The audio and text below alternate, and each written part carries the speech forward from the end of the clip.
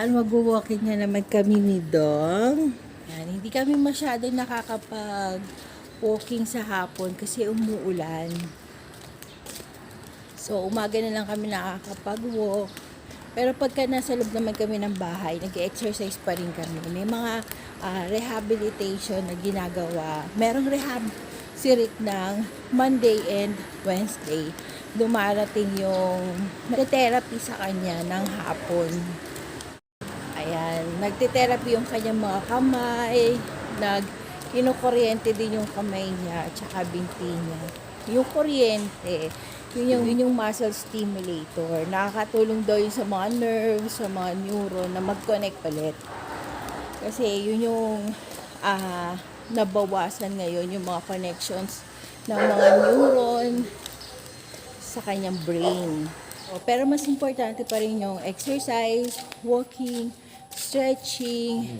May mga exercise naman na binigay yung therapies na mga muscle exercise na po pwede niyang gawin. Na medyo hindi naman siya nakakapagod. Mga simpleng exercise, mga everyday routine like yung ganyan, walking, stretching, mga ganon. Last month, yung kanyang first atake, nag-therapy na din siya. Naging okay na. Natapos na nga yung session namin. Tapos, malakas na siya as in. Nasa 85% na. Sabi. Sabi ba? Oo. Sabi ng doktor niya. Nasa 85% na siya.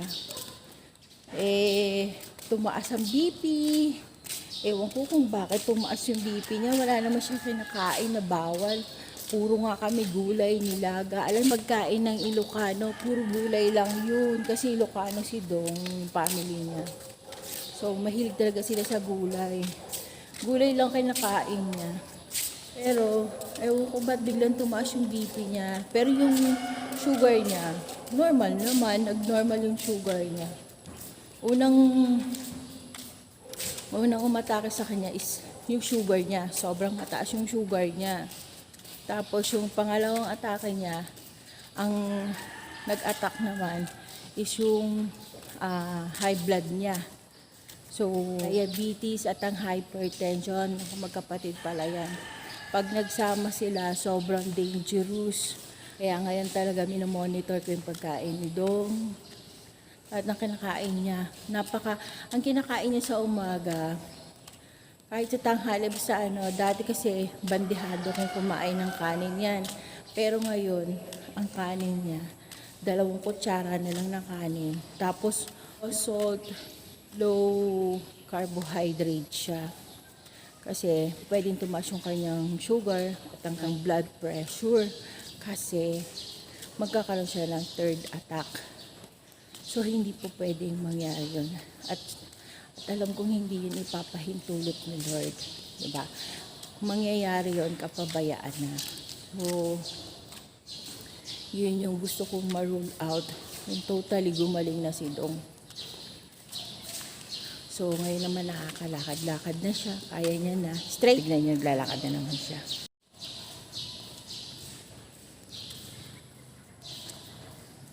O, diba? Straight na siya maglakad ngayon.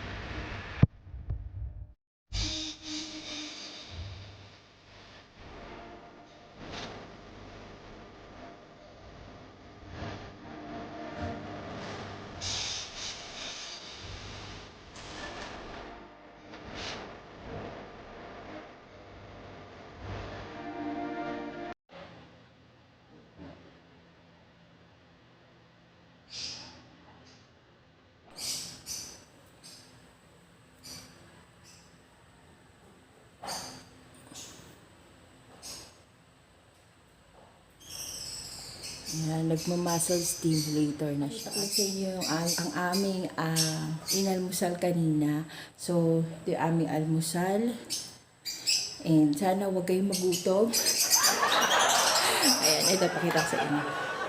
Ayan, talong, ayan, Spanish sardines, tsaka yung paksiw.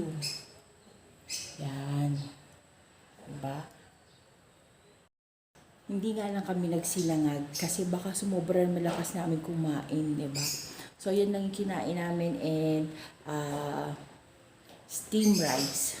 Oh, steam rice siya. So, ito yung bahay ni Ate Oxy. Nandito pa kami. Kasi nagpapagaling pa si Dong. Sana tuloy-tuloy na yung pagaling na this time, diba? Ito nga, nabuboard. Yan, pwede ka mag-game board. Game board pag nabuboard ka. Ayan. Dito kasi, pang pang sports fest. Dito sa side na to. Dito naman, pang Holy Week. Ayan. Nandiyan dyan si Pumpkinhead. Ayan. Ngayon naman, kapag naman may problema ka at hindi mo talaga kaya, ayan, nandito tayo sa wine bar. So, ayan. Ngayon, pag gusto mo naman ng nature, ayan, dito naman tayo sa, ayan, sa labas. Meron tayong ibon. Naririnig niyo ba? Lakas nilang mag-tweet-tweet. Tweet! O, diba? Nature na nature. Para tayong nasa kagubatan. Tapos, masyadong green yung ating background. Ayan. Pwede ka rin dito umupo. Ayan. Mag-swing ka habang nag-nature, ka lang. Ayan. Nature. O, diba? Hindi ka maboboard dito. Marami ka pwedeng gawin. O kaya mag-Netflix ka. Manood ka ng YouTube. Ayan. At saka panoorin yung aking vlog. Yan, ganyan. O, diba? Ito yung mga activities namin dito ni Dong araw-araw. Lalo na pagka hindi kami lumalabas dahil nga uulan sa labas. Hindi kami makalabas. So, dito lang kami. Yan. So, yan ang aming activities. So, hindi na namin kayo isasama sa mga activities namin buong maghapon kasi the same lang, mamaya manonood lang kami ng Netflix. Yan, ngayon yung stimulator ni Ricky, niintay ko. 10 minutes lang naman yung mga stimulator na yan. 10 minutes sa paa niya, sa affected area, and then 10 minutes sa kanyang braso. Yan, 10 minutes, bali total of 20 minutes yung kanyang muscle stimulator. Tapos maya mag-e-exercise na ulit kami. Yung mga therapy na ginagawa ng therapies, yan, binibidyo ko yan. And then, kapag walang therapy, ako yung nagte-therapy sa kanya. Ginagawa ko yung mga instruction ng therapist niya. So, everyday ganun. Everyday routine namin. Exercise, walking sa umaga, tapos breakfast, yan. Tapos, relax muna siya kasi yun ang kailangan niya. So, yun ang kailangan niya kasi mag-relax muna siya. Dapat kasi walang iniisip siya, walang problema, walang stress. Kaya nandito kami para wala siyang iisipin. So, mga ganun. Pero syempre, kahit naman papaano, hindi naman pa pwedeng wala kang iisipin. Bida ang saya, kumakain na siya. Yan. Si Sky kumakain na spaghetti. Yum. Ha? Grabe, seryoso sa pagkain. Honey, Tatanungin, kain ka na to. honey. Sige na, kakain na tayo. Lakain. Sige. Nakadapa siya kumain. Nakadapa ang tamad.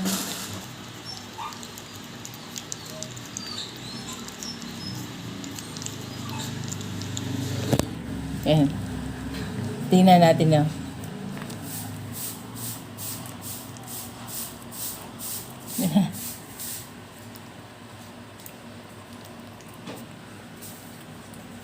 Tingnan niyo yung pagmumukha niyan. Ano? Ang pangit. Walang patawad.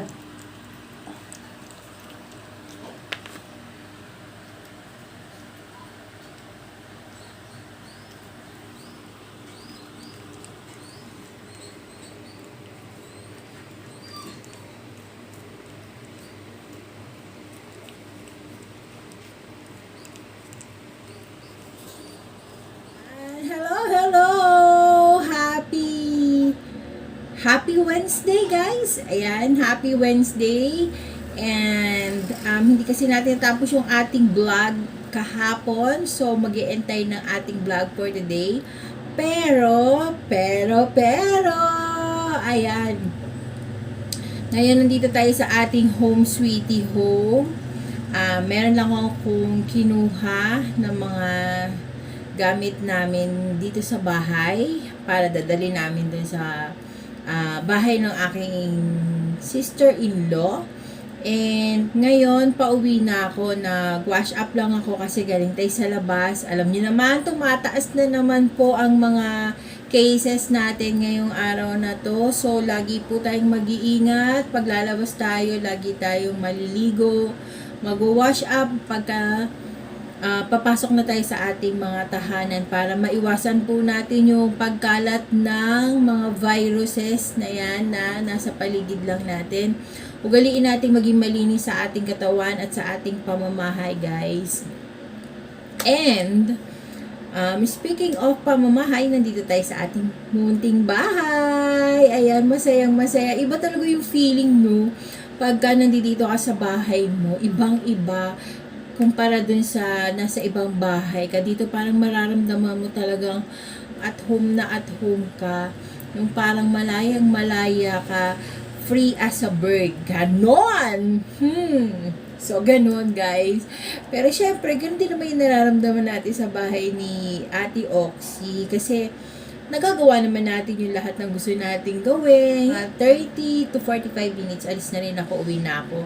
Kasi bibili lang ako ng multivitamins ni Rick dahil naubusan na kami ng multivitamins. And, kinuha ko itong pamaypay ko. Tsaka itong ID ni Rick. Ayan, tsaka nire-request niya yung Chane. Yan yung kukunin ko pabalik sa ni Ate Oxy. And ito, kukunin ko rin to si Miniso. Ayan, kasi alam mo, ito si Miniso. Very useful siya sa akin kasi pag sumasakit yung likod ko, ginaganyan-ganyan ko lang yan.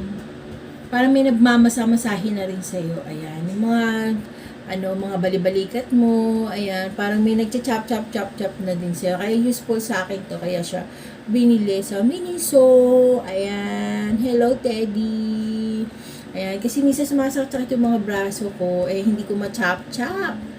So, kailangan may magcha-chop-chop. So, dadaling ko to para pag kailangan ni Rick ng cha-chop-chop din sa kanya, sa likod niya, o sa braso niya, o sa binti niya, o saan niya gustong i-chop-chop. Ayan, wag lang kutsilong pang chop-chop. So, ayan, sa Lompas, dati ang paborito kong pabango, Angel's Breath, sinong relate? Ayan, kasi dati yung mga batang 90s, ayan, Angel's Breath, ayan ang mga paborito, mga kolon ng mga kabataan noon. Ngayon, iba-iba ng mga paborito ng kabataan. So, ako, ang paborito ko na ngayon ng mga pabango, mga efficacent oil. Efficacent oil, Salon Pass. So, ayan ang mga paborito nating oil ngayon.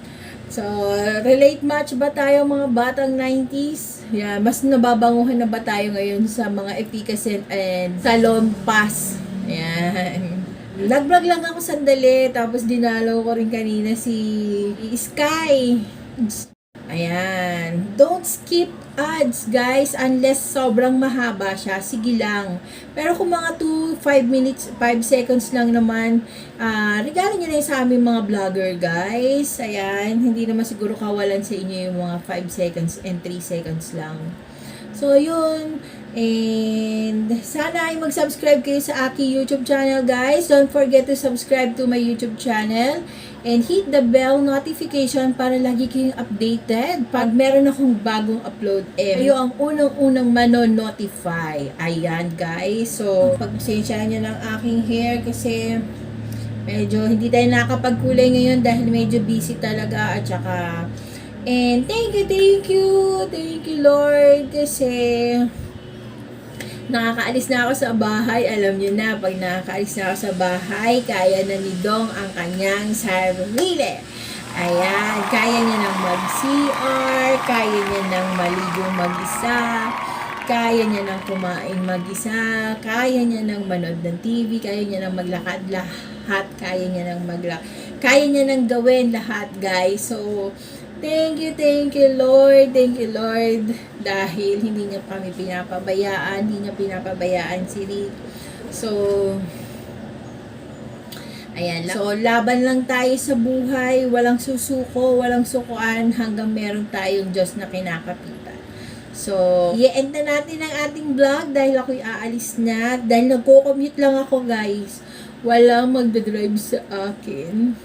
So, wala tayong mga pakotse-kotse dyan. Ano tayo ngayon? Porita. Ayan, please subscribe to my YouTube channel kung hindi ka pa subscriber. Ayan, at kung gusto mo namang matawa, gusto mo ma-inspired, gusto mo akong maging kaibigan, anything na pwede kong i-share sa inyo, ayan, mag-subscribe na kayo sa aking YouTube channel. And don't forget to hit the bell button para lagi kayong updated once na meron akong bagong upload. And don't forget to hit the like button. Ayan, kung nagustuhan po ninyo ang aking vlog for today. And sa susunod na mga vlog, sa susunod at sa susunod na vlog ko. Ayan, sana masuportahan nyo ulit ako, guys. And hanggang sa muli! Bye! Ay.